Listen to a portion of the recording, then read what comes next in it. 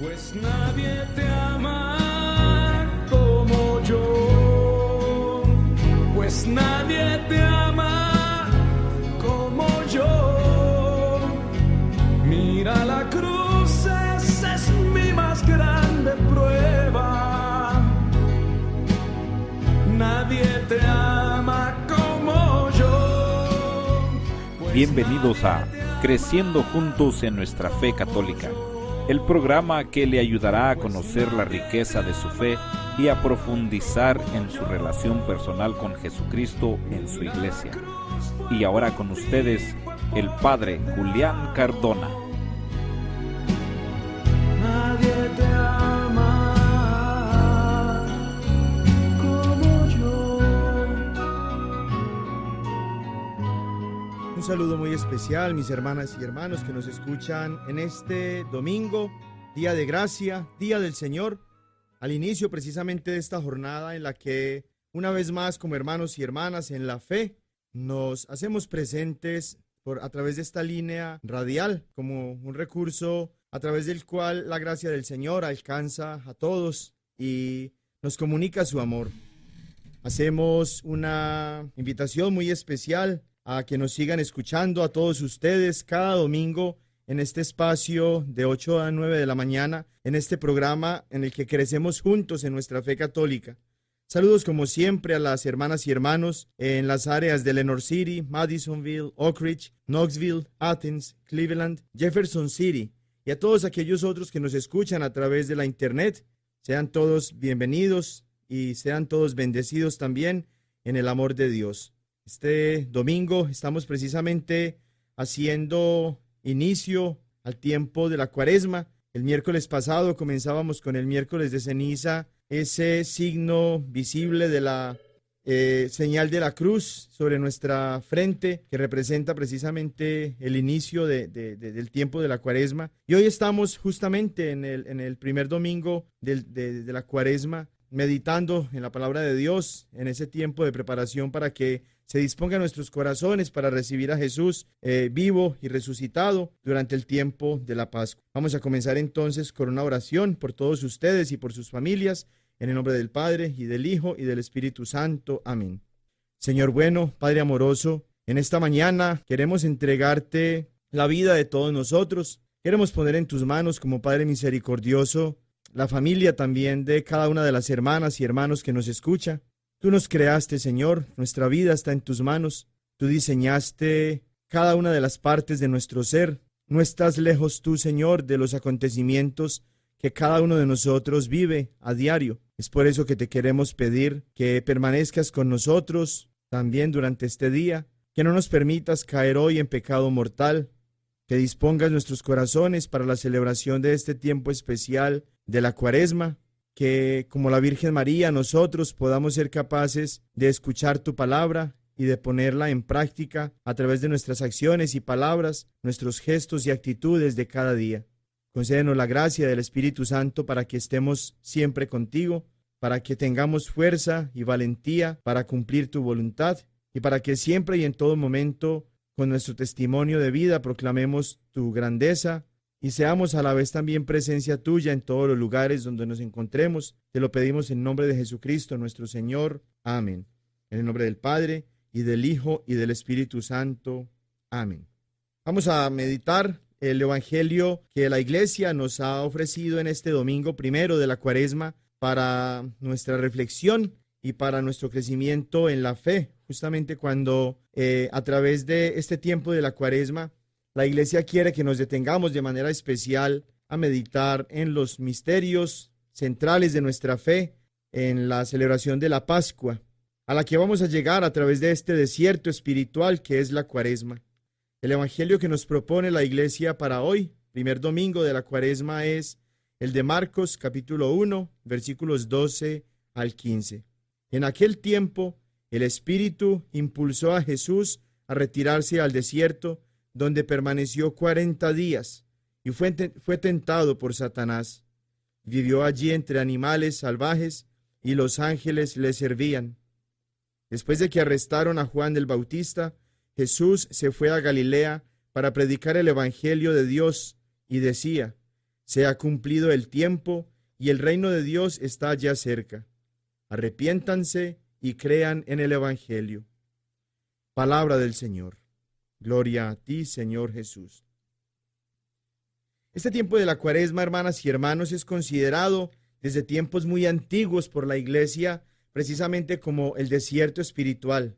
De la misma manera que los grandes personajes de las Sagradas Escrituras tuvieron su experiencia de desierto para que en el silencio y en la soledad de este abandono, de este alejamiento del mundo, Dios pudiera hablarles al corazón y revelarles la misión para la cual les había encomendado y fortalecerlos precisamente para esa misión. De la misma manera que Jesús, como nos lo presenta el evangelista Marcos, se retiró y tuvo él su propia Cuaresma, lejos del mundo, a la escucha solamente de lo que su Padre Dios estaba revelándole en su corazón, fortaleciéndose precisamente para esa misión tan difícil y tan única que iba a tener de salvarnos a todos nosotros, misión que sabía muy bien él iba a terminar con el triunfo de la cruz, pero que iba a ser, por supuesto, muy difícil para él. De esa misma forma, nosotros como cristianos fortalecemos nuestra vida cristiana a través de la Cuaresma, y año tras año la Iglesia nos presenta esta oportunidad magnífica para que a través del ayuno, a través de la abstinencia, a través de la oración, a través de la caridad, a través del sacramento de la reconciliación, a través de la Santa Misa, por supuesto, a través también de las ayudas espirituales como las lecturas que hacemos de libros que nos inspiran a crecer en esta experiencia del amor de Dios. A través de todas estas formas y gracias espirituales que tenemos en nuestra iglesia, vayamos disponiendo nuestro corazón para la celebración de la Pascua. Claramente se puede descubrir a un cristiano que cree o que tiene en su vida la presencia de un Dios que todavía está muerto, porque las obras de ese cristiano son obras de una persona muerta, son obras muertas, no son obras de vida, no son obras que transparenten, que hagan presente la persona de un Dios que está vivo y resucitado.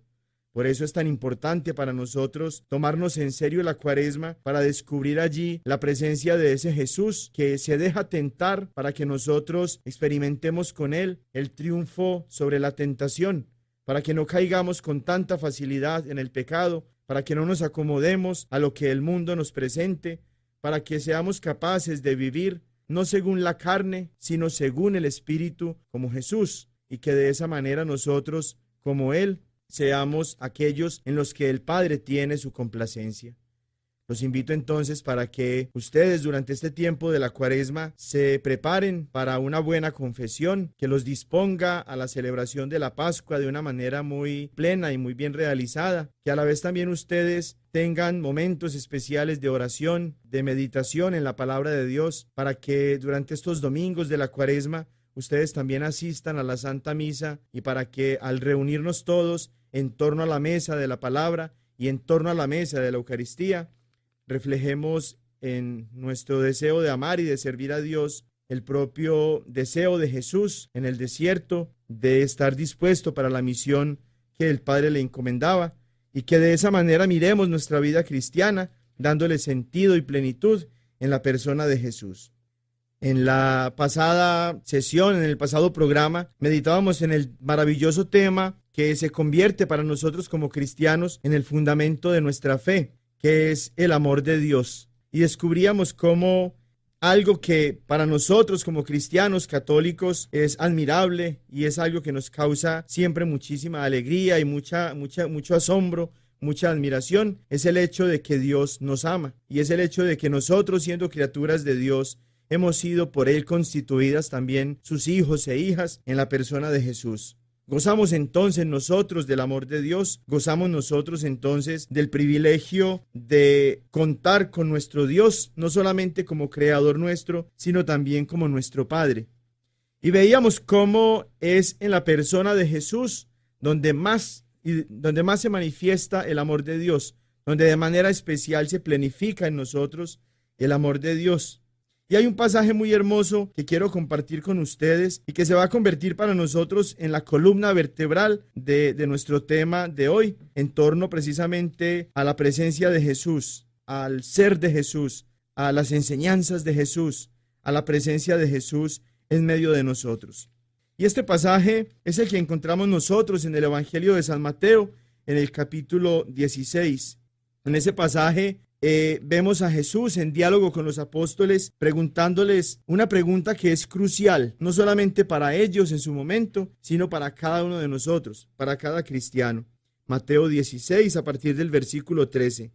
Tras llegar Jesús a la región de Cesarea de Filipo, hizo esta pregunta a sus discípulos: ¿Quién dicen los hombres que es el Hijo del Hombre?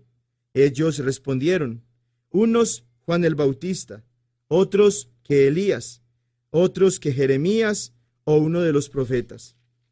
Él les preguntó: ¿pero vosotros, quién decís que soy yo? Simón Pedro contestó: tú eres el Cristo, el Hijo de Dios vivo. A esto replicó Jesús: bienaventurado eres, Simón, hijo de Jonás, porque no te ha revelado esto la carne ni la sangre, sino mi Padre que está en los cielos. Palabra del Señor. Gloria a ti, Señor Jesús.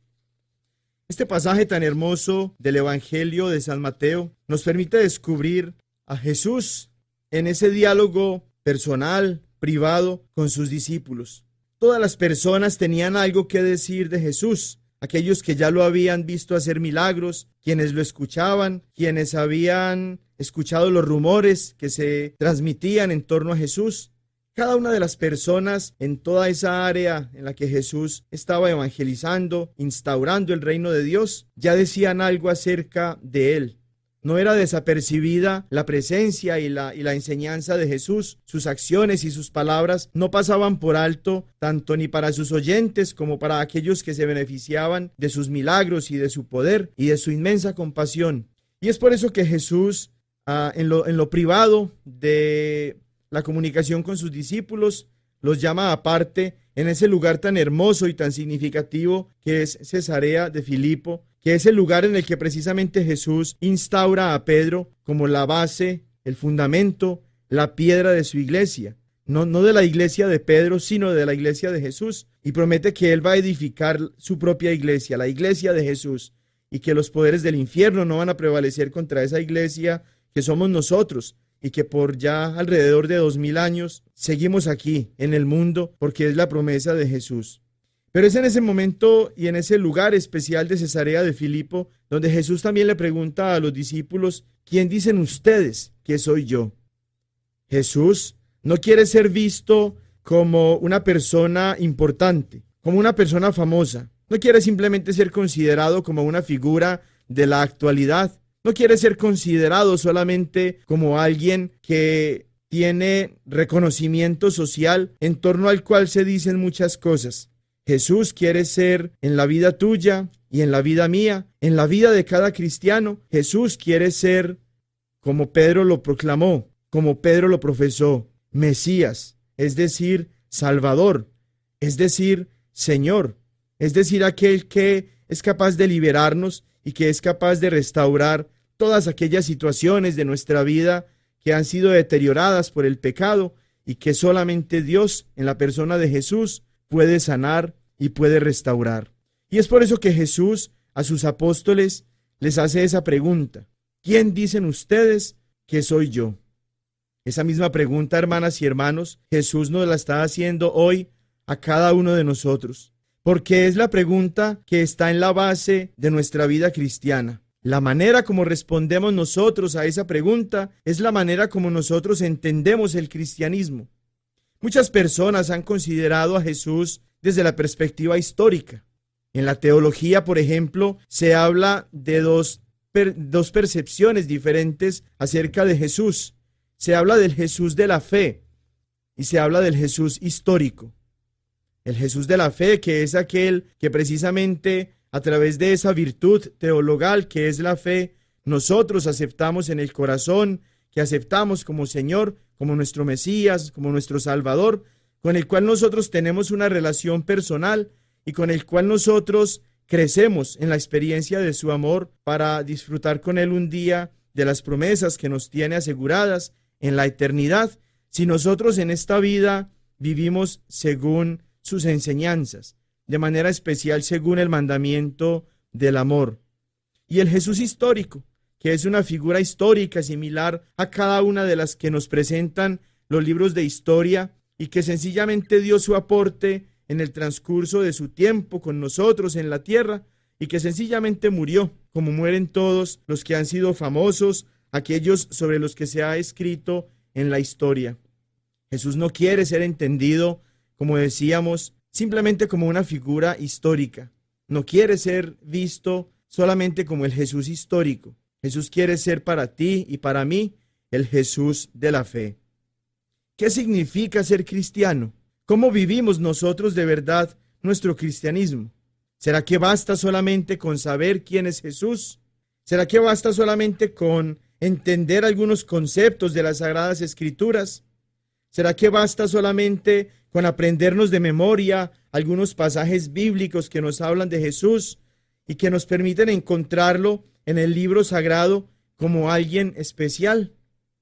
¿Será que basta solamente con tener una fe simple, una fe inmadura, una fe que no me sirve para dedicar mi vida al seguimiento, al servicio de ese Jesús en el que yo digo creer? ¿Qué significa ser cristiano? Si nosotros nos atenemos a la pregunta de Jesús en este evangelio hermosísimo, vamos a encontrar la clave, la esencia de lo que la vida cristiana significa. Ser cristianos desde la perspectiva de Jesús implica tener una relación personal con Él. Saber quién es ese Jesús, conocer a ese Jesús, estar en comunicación directa y permanente con Él. Pedro, no solamente por haber sido inspirado por el Espíritu Santo para esa profesión de fe, lo pudo hacer.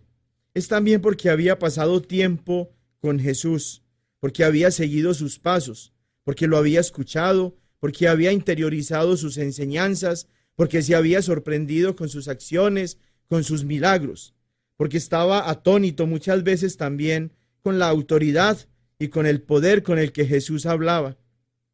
De lo contrario, hubiera sido muy difícil para Pedro haber prorrumpido, haber proclamado, haber profesado la fe suya en Jesús, fe que nosotros 2000 años después seguimos todavía profesando y proclamando.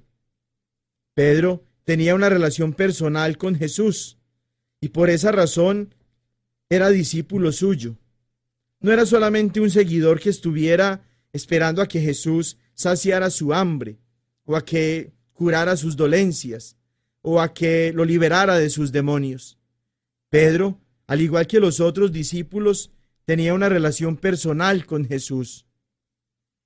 Si tú, si yo, si cada uno de los que nos decimos cristianos, católicos, queremos de verdad ser cristianos, queremos llevar la esencia de nuestro cristianismo, es precisamente eso también lo que necesitamos hacer.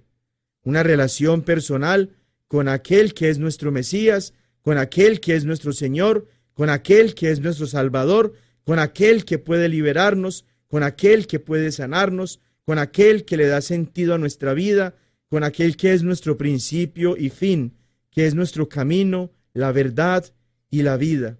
Con Él en quien vivimos, nos movemos y existimos. Con Él a quien nosotros nos hemos unido en el bautismo. Con Él a quien nosotros recibimos de manera especial en la comunión, en la Santa Misa. No vale solamente decir que creemos en Jesús. El apóstol Santiago nos dice en su carta que también los demonios creen en Jesús. Y los demonios por creer en Él no están salvados. No basta con tener una fe de nombre que nos sirva solamente para identificarnos mediocremente con lo que decimos ser, pero que nuestra vida está lejos de esa realidad. No basta con buscar a Dios, con buscar a Jesús, simplemente cuando lo necesitamos, porque la denuncia de Jesús a estas personas a las que sació su hambre en la multiplicación de los panes era la misma. Ellos no lo seguían porque Él fuera su Dios, porque Él fuera su Mesías, porque Él fuera su Salvador. Ellos lo seguían sencillamente porque Jesús había saciado su hambre. Y Jesús nos invita a no trabajar solamente para saciar esa hambre, sino para saciar nuestra hambre espiritual, nuestra hambre de trascendencia, nuestra hambre de eternidad. Nosotros somos imagen y semejanza de Dios, lo cual significa que tenemos dentro de nosotros una parte de eternidad, una parte de trascendencia, una parte que solo puede ser colmada plenamente en Dios. Pero nuestra experiencia de Dios va a ser plena, va a ser verdadera, va a ser auténtica, va a ser absolutamente plenificante en nuestra vida cuando nosotros nos tomemos el tiempo y nos tomemos en serio la invitación de ser cristianos, porque tengamos una relación personal con Jesús. Hay una comparación muy hermosa que quiero compartirles. No es mía, la leí el otro día de un sacerdote, no recuerdo su nombre, y estaba el sacerdote hablando acerca de el amor humano. Estaba contando cómo en su experiencia como hombre, por supuesto, él había tenido una novia y la había querido muchísimo. Y este sacerdote comparaba el amor humano, las características y las vivencias mismas del amor humano al amor que nosotros tenemos cuando nos decidimos a amar a Dios. Si ustedes que me oyen ahorita han tenido alguna vez la enorme oportunidad de haberse enamorado de su novio, de su novia, de su esposo, de su esposa, y ojalá que todavía estén enamorados, se darán cuenta cómo cuando uno está enamorado de alguien, prácticamente la vida de uno gira en torno a esa persona. Cuando nos despertamos, la primera persona que se nos viene a la mente es la persona que amamos. El momento de compartir los alimentos es un momento que se hace especial cuando yo estoy tomándolos con esa persona a la que yo amo. La ausencia de esa persona se convierte para mí en una tortura, en un castigo, se convierte para mí en un sufrimiento. La mayor dicha para mí cuando estoy enamorado es el estar cerca de la persona que amo. Pues nuestra vida cristiana, nuestra relación personal con Jesús va a ser plena, va a ser auténtica en el momento en el que nosotros lleguemos a tener tanta dependencia de Jesús como el enamorado de su enamorada, como la enamorada del hombre al que ama. Cuando nosotros seamos capaces de agonizar por la presencia de Jesús, por la persona de Jesús, y cuando nosotros anhelemos saciarnos con lo que Jesús nos ofrece y solo Él nos puede ofrecer, ahí podremos nosotros decir verdaderamente que somos cristianos, que somos sus discípulos, que nos hemos unido plenamente a Él. Ahí podremos decir como San Pablo, ya no soy yo el que vive, es Cristo quien vive en mí. Por eso, yo no sé ustedes, pero en mi caso como cristiano, como creyente y como sacerdote, tengo todavía un camino muy largo por delante para recorrer, porque todavía necesito seguirme enamorando de la persona de Jesús. Necesito que Jesús se convierta todavía para mí en el centro de mi vida, que sea la persona más importante, que no haya alguien todavía por encima de Él. Por eso vamos a escuchar una canción que nos va a ayudar a nosotros a meditar esta realidad maravillosa en torno a la pregunta que meditábamos hace un momento y sobre la cual hemos venido haciendo esta reflexión. ¿Quién dice la gente que es el Hijo del Hombre? Pero más importante aún, ¿quién dices tú? ¿Quiénes dicen ustedes que soy yo?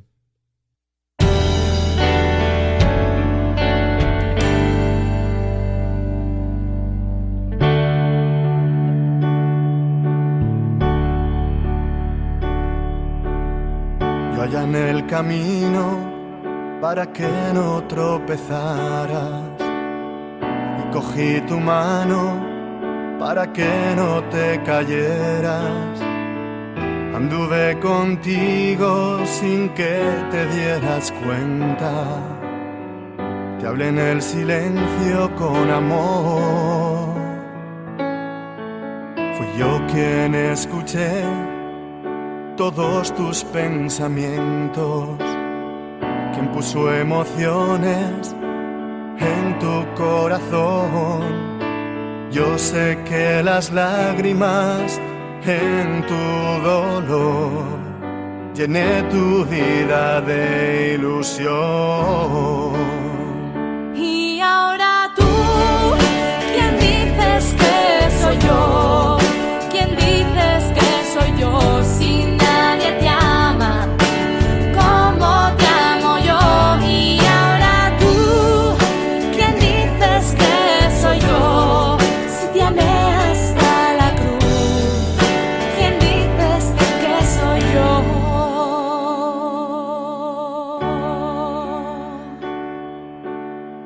Increpé al viento para que no naufragaras. Creíste en mí, te libré de todo mal. Tocaste mi túnica y te di la vida, te hice ver una nueva realidad. Y ahora tú, ¿quién dices que soy yo? ¿Quién dices que soy yo? Si nadie te ama como te amo yo. Y ahora tú, ¿quién dices que soy yo? Si te amé hasta la cruz, ¿quién dices que soy yo? No eres quien yo necesito y da sentido a lo que vivo. En Dios que llena mi corazón, quien me pide confianza y me llena de esperanza, quien me habla y me escucha, quien me mira y me pregunta. Y ahora tú, ¿quién dices que soy yo? ¿Quién dices que soy yo? Si nadie te ama como te amo yo. Y ahora tú, ¿quién dices que soy yo? Si te amé hasta la cruz, ¿quién dices que soy yo? ¿Quién dices tú que soy yo? Si nadie te ama como yo. La experiencia del amor pleno es la experiencia del amor de Dios. ¿Cómo podemos nosotros, hermanas y hermanos, experimentar ese amor de Dios? Acercándonos a aquel que es el amor. Así como no es posible que un muchacho, un joven, llegue a conocer plenamente a la joven con la que se va a casar o viceversa, hasta que no pase tiempo con ella. De la misma manera nosotros no vamos a conocer plenamente a Dios si no nos tomamos tiempo cerca de Él, tiempo con Él, tiempo de calidad, tiempo en la oración, tiempo meditando en su palabra, tiempo viviendo los sacramentos, tiempo estudiando nuestra fe católica, tiempo conociendo su iglesia, la iglesia católica, la iglesia que Jesús fundó. Por eso, si queremos nosotros crecer en la experiencia de su amor, tenemos que estar cerca de aquel que es el amor. Vamos a continuación a escuchar las preguntas que hermanas y hermanos de nuestra comunidad nos siguen aportando como una manera de seguir creciendo juntos en nuestra fe católica. Padre Julián, este es Mario de Knoxville y quería hacer una pregunta bastante práctica.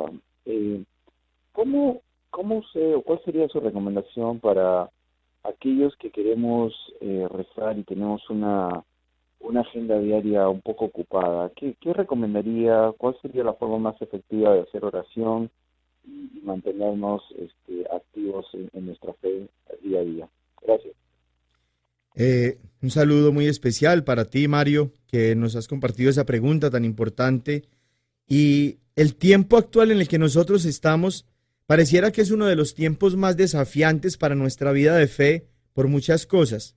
pero de manera especial es desafiante por esa razón de las agendas tan atareadas que muchos de nosotros tenemos, que aparentemente nos quitan toda oportunidad para hacer oración. Pero basta con ser un poco creativos y basta también con tener el deseo sincero de buscar a Dios en la oración para descubrir una cantidad inmensa e inagotable de formas que podemos usar para la oración. Ya sabemos cómo tradicionalmente se nos habla de la Sagrada Escritura como un medio privilegiado de oración, como el estar en silencio y en soledad ante la presencia de Jesús sacramentado en la iglesia también es una forma maravillosa de hacer oración, o sacando el tiempo para rezar el rosario y otra clase de devociones hermosísimas que la iglesia sigue estimulando y sigue sugiriendo para los fieles.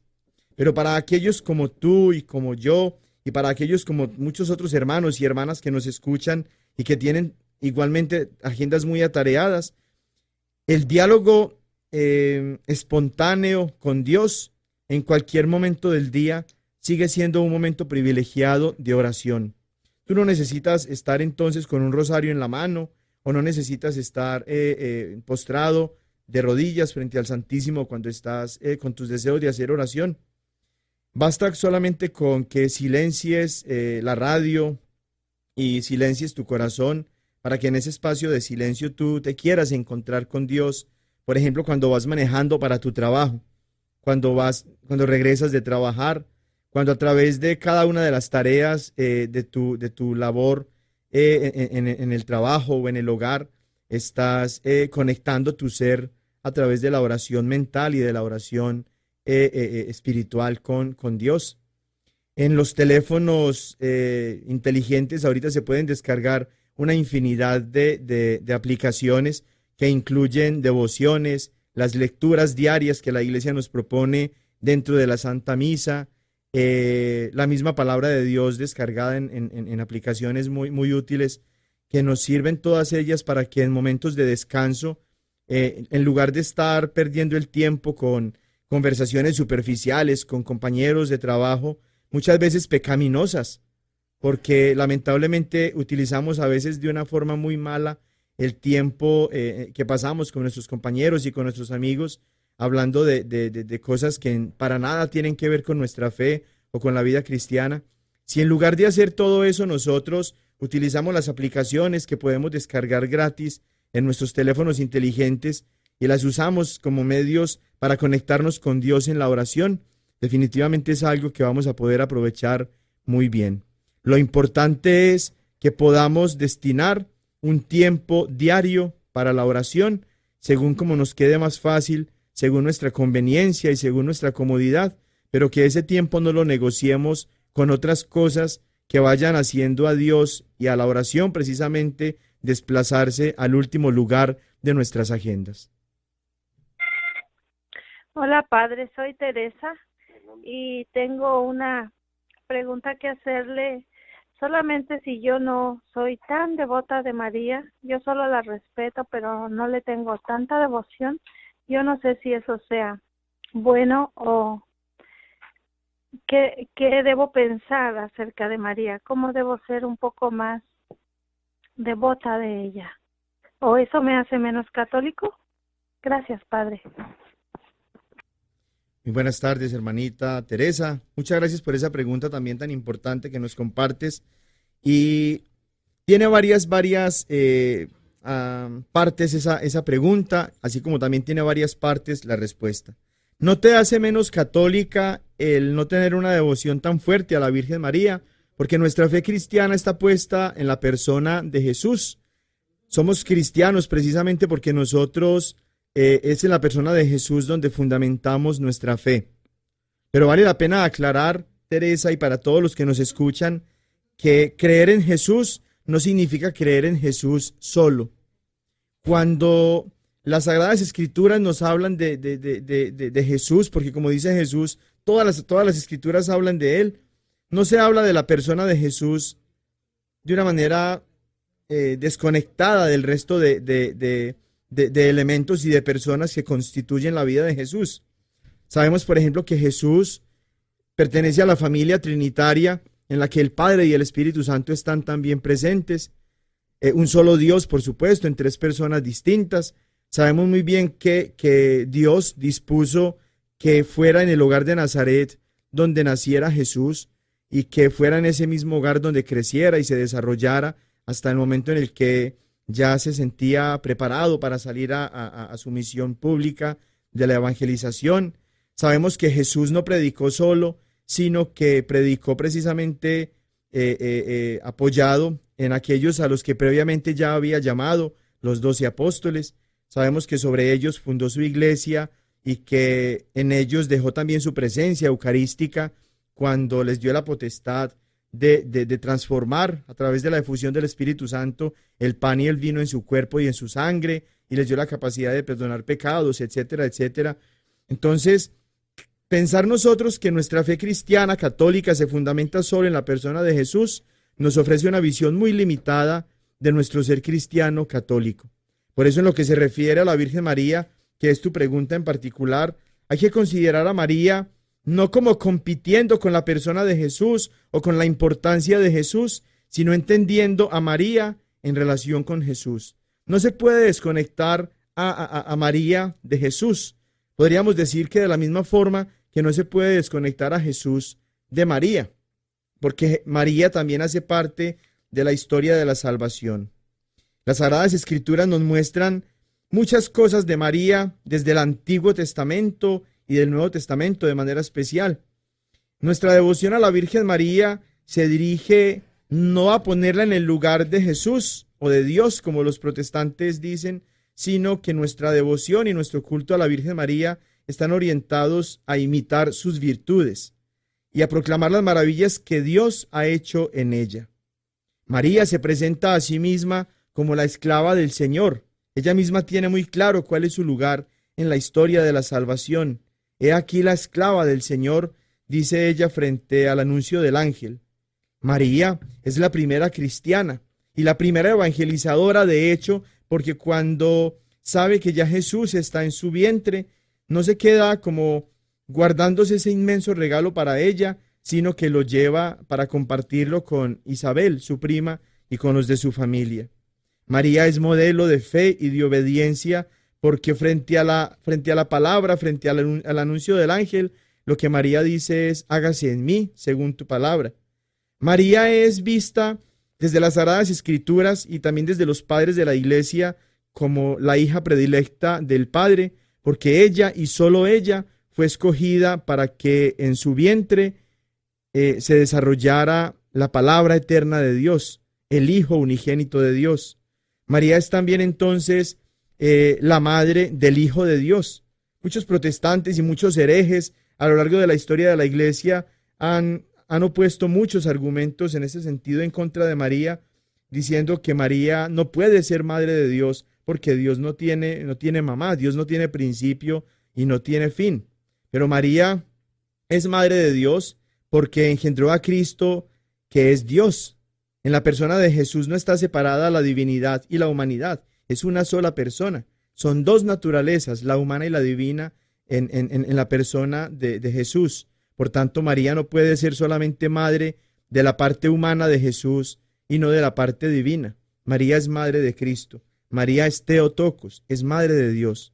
Pero es también María esposa del Espíritu Santo, porque es bajo la gracia del Espíritu Santo bajo la cual ella queda embarazada, precisamente de quien va a ser, como nos lo dice el evangelista, por el anuncio del ángel, llamado el Santo de Dios. Si Moisés se descalzó ante la zarza ardiente, estaría cometiendo idolatría por esto, porque allí en el pasaje de Éxodo capítulo 3, Moisés se quita las sandalias ante la zarza ardiente, y luego nos dice el pasaje también de este capítulo, cómo él, mirando a una zarza ardiente, no estaba mirando a Dios, sino que estaba mirando, era una zarza ardiente que representaba la presencia de Dios. Nos dice la Escritura que él tuvo miedo de mirar a Dios. ¿Cuánto más nosotros, en torno a María, no vamos a tener la veneración y el respeto? Porque ella precisamente representa más que esa zarza ardiente, la presencia de Dios. Ella lleva en su seno la palabra, ella fue escogida por el Padre, ella está llena del Espíritu Santo. Por eso nosotros veneramos a la Virgen María y, como te digo, la entendemos es en torno a su Hijo Jesús. No separamos nuestra devoción y nuestro amor a María de nuestro amor, nuestra adoración y nuestro culto a Jesús como Hijo suyo y como Dios. Las Sagradas Escrituras nos muestran de maneras muy hermosas a María, precisamente en torno al plan que Dios fijó para ella desde antes de la creación del mundo, como solemos enseñar en nuestra Santa Iglesia. La primera persona que alaba a María es Dios Padre, porque el ángel trae un mensaje que no es suyo, sino que es un mensaje de Dios Padre. Y Génesis capítulo 1, Lucas capítulo 1, versículo 26 en adelante nos muestra precisamente al mensajero de Dios, al ángel, trayendo ese mensaje para María. También a María la alaba su hijo. Hay un pasaje muy hermoso en el Evangelio de San Lucas capítulo 8, versículos 19 al 21, en el que Jesús dice: mi madre y mis hermanos son los que oyen la palabra de Dios y la hacen. Y muchos protestantes creen que Jesús estaba despreciando a su mamá porque no quiso salir a recibirla cuando ella estaba allí esperando a visitarlo, cuando en realidad lo que Jesús está haciendo allí es elogiar a su madre de la manera más especial. Jesús está diciendo de María que no solamente es su madre porque lo llevó en su vientre 9 meses, sino que es su madre de manera especial porque escucha la palabra de Dios y la hace. Y la respuesta de María al ángel: he aquí la esclava del Señor, hágase en mí según tu palabra, representa precisamente lo que como cristianos todos nosotros deberíamos hacer. La palabra de Dios, llevarla a nuestro corazón, pero también a nuestras obras y a nuestras palabras y a nuestro comportamiento en general. Y finalmente también alaba a María el Espíritu Santo, porque encontramos nosotros en Lucas capítulo 1, 42, que cuando María visita a Isabel, ella llena del Espíritu Santo, Isabel llena del Espíritu Santo, dice: ¿quién soy yo para que me visite la madre de mi Señor? Y a continuación dice: dichosa tú que has creído que todas las cosas que se te fueron prometidas se cumplirían.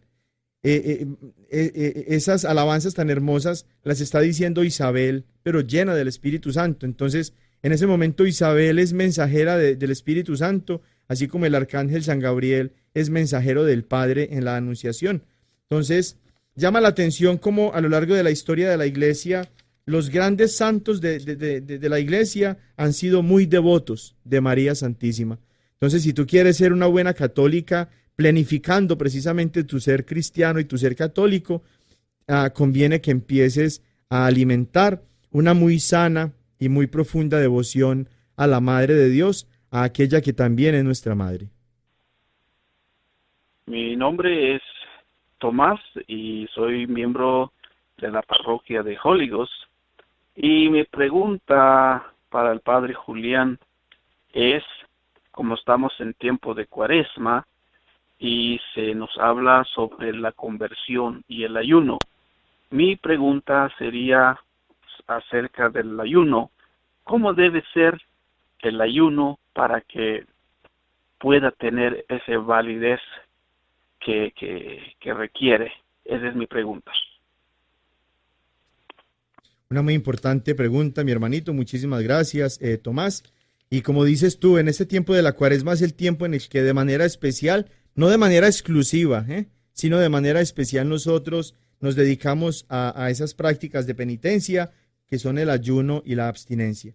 De manera especial en torno al ayuno, la Iglesia quiere ser fiel al mandato del Señor que indicó: vendrán días en que les será arrebatado el esposo y entonces ayunarán. Mateo 9, 15. Por eso la Iglesia ha establecido tiempos y días de penitencia que incluyen precisamente el ayuno y la abstinencia, que son obligatorios para toda la Iglesia. En relación con la edad, todos los fieles cristianos católicos, desde los 14 años hasta los 59, tenemos la obligación de ayunar, a no ser que haya una condición médica que nos excluya de esta obligación. Las personas por debajo de los 14 años y las personas por encima de los 59 ya no están en obligación de ayunar. El ayuno comienza con lo básico, ayunar los miércoles de ceniza. Ayunamos, por ejemplo, el pasado miércoles de ceniza y también el Viernes Santo, abstenernos de comer carne los viernes y observar el ayuno de la Eucaristía, o sea, el ayuno eucarístico, no comer o beber una hora antes de la comunión. Esa es como la base, el fundamento, lo elemental, podríamos decir, del ayuno, pero también nosotros como cristianos católicos sabemos que nunca deberíamos conformarnos con quedarnos con el mínimo. Deberíamos buscar constantemente alcanzar una conversión más profunda. Por eso se nos aconseja también a nosotros ir incorporando lentamente algunas otras prácticas de ayuno que nos sirvan a nosotros para crecer a través de la penitencia, de la mortificación, en esa parte tan importante de nuestra vida que es la disposición espiritual. Porque Jesús dice que el espíritu está pronto, pero la carne es débil. Una manera de fortalecer precisamente nuestra humanidad, nuestra carne, nuestra parte física, es a través del fortalecimiento espiritual, y una de las formas de hacerlo es precisamente con el ayuno. Por eso nosotros nos mortificamos. Una forma muy válida de nosotros hacer ayuno, adicional a este que comentábamos ahorita, es el de ayunar del pecado. Aquellas cosas que sabemos que estamos haciendo mal, que nos alejan de Dios y que nos hacen daño, nosotros procuramos hacerlas a un lado, en una lucha espiritual, como dice San Pablo, para que nosotros tengamos la posibilidad de ir cambiando, de irnos transformando en la persona de Dios. El verdadero ayuno es alejarnos de la maldad, es moderar nuestra lengua de las malas palabras, por ejemplo, de los insultos, de aquellas expresiones en contra de las hermanas y hermanos que denigran precisamente su dignidad, abstenernos del enojo, abstenernos de ser movidos por nuestros deseos de la carne, abstenernos también de caer con tanta facilidad en lo que las pasiones de nuestra carne misma nos llevan a hacer, abstenernos de las calumnias, de las falsedades, de hablar mal de los demás, etc. Privarnos de todo esto se convierte también en un verdadero ayuno. Y finalmente, una forma muy válida también de ayunar es la de nosotros sacrificarnos, mortificarnos un poco en las cosas que nos gustan para utilizar ese tiempo o ese dinero o esas energías en algo que nos sirva para la caridad. Por ejemplo, cuando nosotros ayunamos de los alimentos que vamos a consumir en un día, no los guardamos un día para comérnoslos al otro día, sino que lo que hacemos es donar esos alimentos para las personas necesitadas.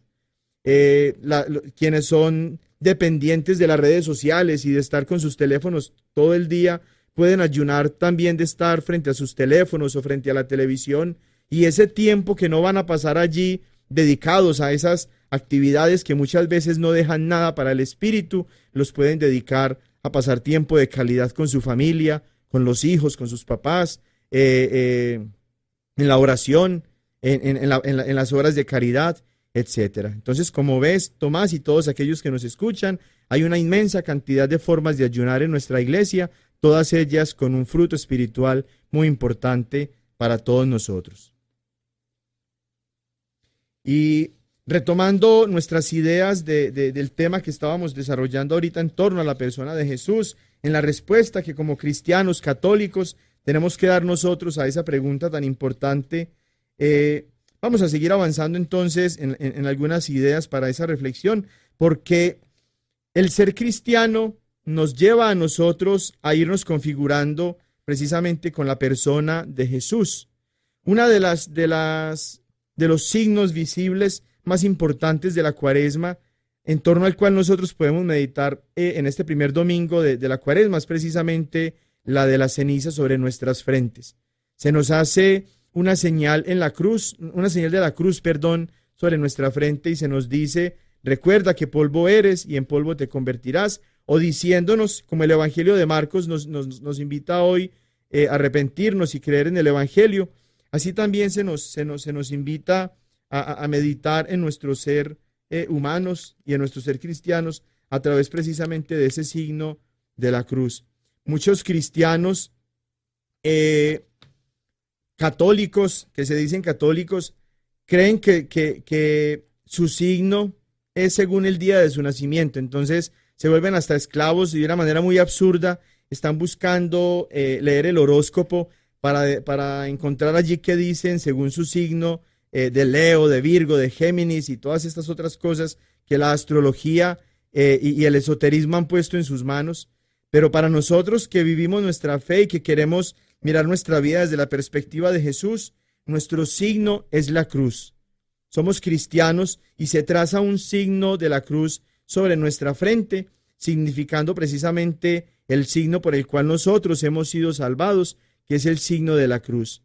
En el bautismo, por ejemplo, a nosotros también se nos traza con agua bendita un signo de la cruz en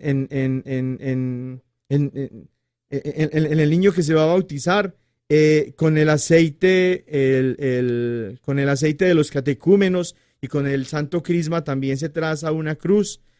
También después, al inicio de la misma celebración del bautismo, el sacerdote y los papás y los padrinos trazan sobre la frente del niño justamente el signo de la cruz, significando todo esto que nuestro signo no es Acuario o Géminis o Virgo, ninguno de estos, sino que es el signo de la cruz, porque somos cristianos.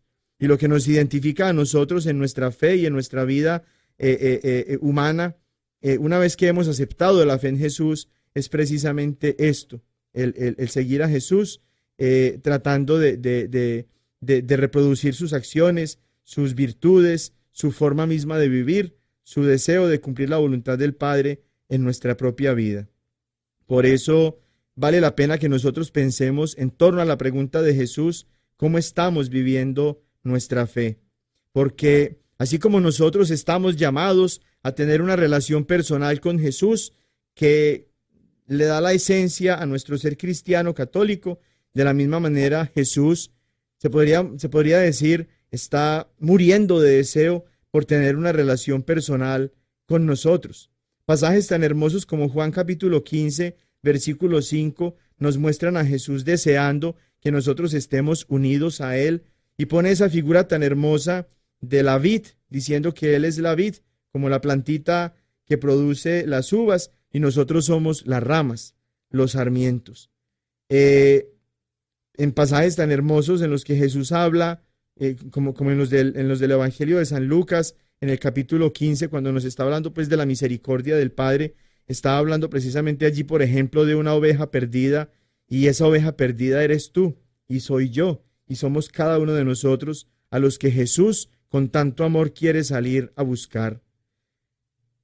También en esa misma escena, en ese mismo capítulo mejor, Jesús habla de una moneda que se le pierde a una mujer y con mucha diligencia la mujer barre la casa hasta que la encuentra. Eso hace Jesús contigo y conmigo. Nosotros, cada uno de nosotros, tú y yo, somos lo más valioso para Dios, lo más precioso que Él tiene. Él nos ama con un amor que nosotros jamás podremos entender. No nos ama por lo que somos, nos ama a pesar de lo que somos. No nos ama porque somos buenos, nos ama a pesar de que no somos buenos. Nada hará que Dios deje de amarnos. Su amor es el único instrumento que conquistará nuestro corazón. Cuando nosotros no seamos capaces de superar una situación difícil, un pecado, un vicio, un mal hábito que nosotros tenemos, ser capaces nosotros de acercarnos a la persona de Jesús es lo que nos va a hacer a nosotros poder superar todas estas situaciones difíciles que nosotros vivimos a diario. Por eso la solución para todas nuestras situaciones difíciles de la vida es Jesús. Nuestra única salida es Jesús. Nuestra única salvación es Jesús. Por eso San Pedro lo reconoce, profesa su fe en Jesús como el Mesías, como el Salvador. Él es de verdad nuestro Salvador. Cuando nosotros nos acercamos a Él, nuestra vida se plenifica. Viviendo junto a Él, viviendo unidos a Él, es como nosotros vamos a poder dar mucho fruto. Cuando nosotros estemos en esta lucha espiritual, que es el luchar contra el pecado, y sintamos que estamos perdiendo, agarrarnos a Jesús, adherirnos a Jesús, mantenernos unidos a Él, es lo que nos va a permitir a nosotros salir triunfantes de cualquier situación en la que nosotros nos encontremos. Vamos a ir dándole final a este encuentro que tenemos en este segundo momento maravilloso en el que estamos creciendo juntos en nuestra fe católica. Queremos ofrecer unos comerciales y unos anuncios muy importantes para que tengamos allí nuestra catolicidad en el este de Tennessee, en la diócesis de Knoxville, muy clara, y por eso vamos a escuchar los siguientes anuncios y comerciales.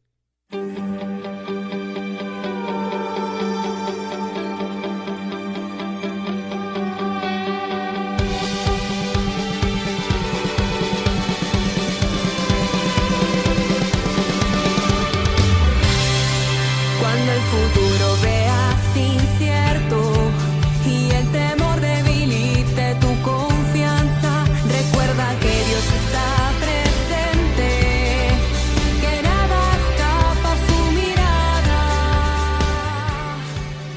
Hay 8 parroquias cerca de sus casas en las ciudades de Lenoir City, Knoxville, Oak Ridge, Alcoa y en Maynardville, en las cuales los hispanos ya hacemos presencia, y tanto nuestros sacerdotes como los líderes laicos han desarrollado programas en los que ustedes pueden participar en español. Estas iglesias tienen misa en español durante estos horarios. Todos los sábados a las 7 de la noche en Lenoir City en la parroquia Santo Tomás Apóstol, en Knoxville en la parroquia Todos los Santos, All Saints, y en Alcoa en la parroquia Nuestra Señora de Fátima. Todos los domingos puede asistir a misa en español en las siguientes iglesias y horarios. En Oak Ridge, en la parroquia Santa María a las 2 de la tarde. En Knoxville, en la Catedral del Sagrado Corazón de Jesús a la 1 de la tarde. Y en la parroquia Santo Espíritu, Holy Ghost a las 7 de la noche. En Maynardville, en la parroquia Santa Teresa de Calcuta a las 11 de la mañana. Si desean más información sobre la Iglesia Católica o dónde pueden ustedes asistir a misa en otras ciudades y celebrar los sacramentos, por favor llamen a la oficina del Apostolado Hispano al 865-637-4769.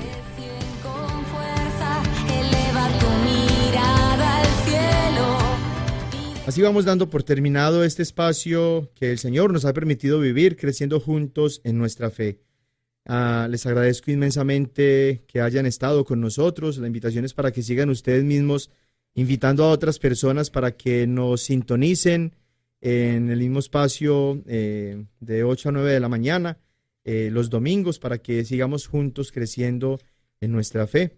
Les deseo una feliz semana, que el Señor siga enriqueciendo este tiempo de la Cuaresma con todos ustedes, que siga también derramando muchas bendiciones espirituales y celestiales sobre ustedes y sobre sus familias, y voy a tenerlos siempre de mis oraciones, y a la vez también les pido a ustedes que oren por mí.